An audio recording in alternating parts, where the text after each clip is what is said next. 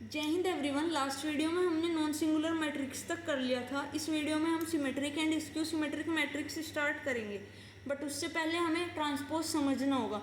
Transpose का मतलब होता है रिवर्स और change in order of something. Similarly matrix में भी ट्रांसपोज का मतलब होता है रोज को कॉलम्स में बदल देना। यदि एक मैट्रिक्स है हमारे पास जिसमें 2 रो हैं और 3 कॉलम्स हैं, तो ए का ट्रांसपोज बनेगा इस रो को कॉलम में बदल दो। 1 2 3 रो के एलिमेंट है तो ये कॉलम के एलिमेंट हो जाएंगे 1 2 3। देन 4 5 6 सेकंड रो के एलिमेंट है तो ये सेकंड कॉलम के एलिमेंट हो जाएंगे 4 5 6।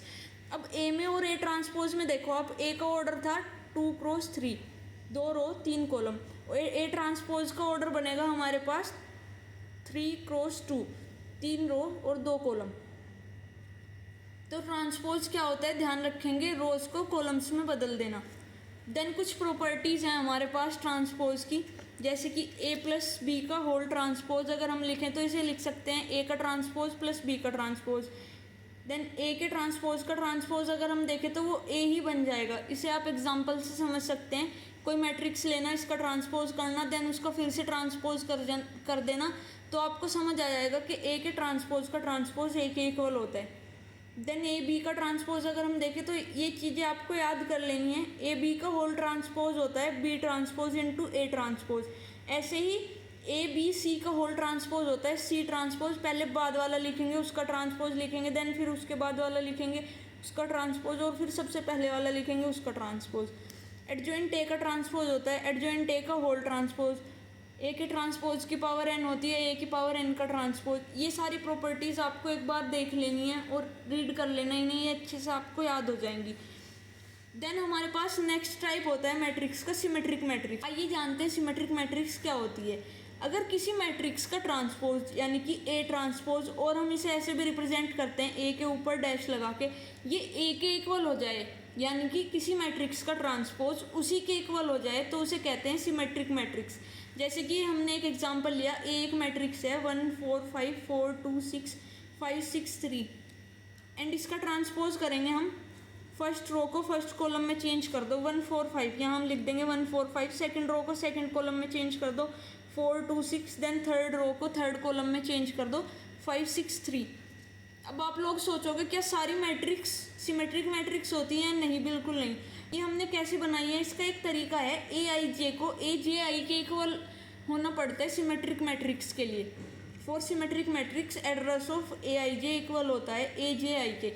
जैसे ये एक एलिमेंट है 4, ये फर्स्ट रो और सेकंड कॉलम का एलिमेंट है, तो इसका एड्रेस बनेगा A12, A21 second row and first column का एलिमेंट बनेगा, यानी कि ये वाला एलिमेंट। तो ये दोनों इक्वल होने चाहिए किसके लिए? सिमेट्रिक मैट्रिक्स के लिए।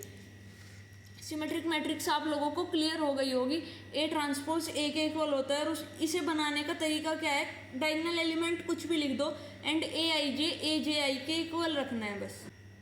अच्छा, ये कुछ चीज़ें आप लोग ध्यान रख लेना। अगर सिमेट्रिक मैट्रिक्स की कोई भी पावर करें, कोई भी पॉजिटिव इंटीग्रल सिमेट्रिक मैट्रिक्स की पावर, तो वो हमेशा ही सिमेट्रिक मैट्रिक्स होती है। जैसे अगर ए एक सिमेट्रिक मैट्रिक्स है हमारे पास, देन ए स्क्वायर ए क्यूब ए की पावर एन, पॉजिटिव इंटीजर होना चाहिए बस एन, वो हमेशा सिमेट्रिक होगा, इसे याद रखना। देन हमारे पास है skew symmetric matrix. Skew symmetric matrix वो मैट्रिक्स होते हैं जब ए का ट्रांसपोज माइनस ए के इक्वल हो जाए।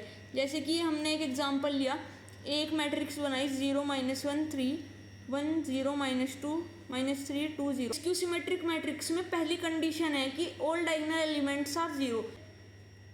सारे के सारे डायगोनल एलिमेंट्स हमने 0 बना लिए, और ए आई जे इक्वल होता है ए जे आई के।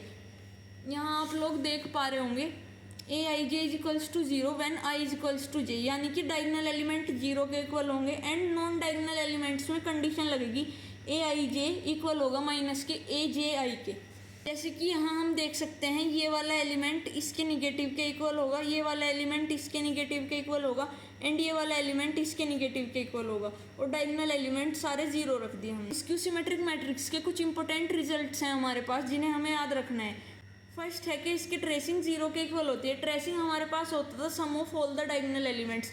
जब हमारे पास सारे के सारे डायगोनल एलिमेंट्स ही 0 हैं तो ट्रेसिंग भी, मतलब इनका सम भी 0 ही होगा। देन इसके ऑर्डर के बारे में हम कुछ जानेंगे। अगर हमारे पास ए कोई स्क्यू सिमेट्रिक मैट्रिक्स है एंड इसका ऑर्डर ओड है तो इसका डिटर्मिनेंट 0 हो जाएगा, और अगर इसका ऑर्डर इवन है तो इसका डिटर्मिनेंट एक परफेक्ट स्क्वायर आएगा। यानी कि ए अगर हमारे पास एक स्क्यू सिमेट्रिक मैट्रिक्स है 3x3 ऑर्डर की, तो डिटर्मिनेंट ऑफ ए 0 हो जाएगा। और अगर ए हमारे पास एक स्क्यू सिमेट्रिक मैट्रिक्स है 2x2 ऑर्डर की, तो इसका डिटर्मिनेंट हमेशा एक परफेक्ट स्क्वायर आएगा।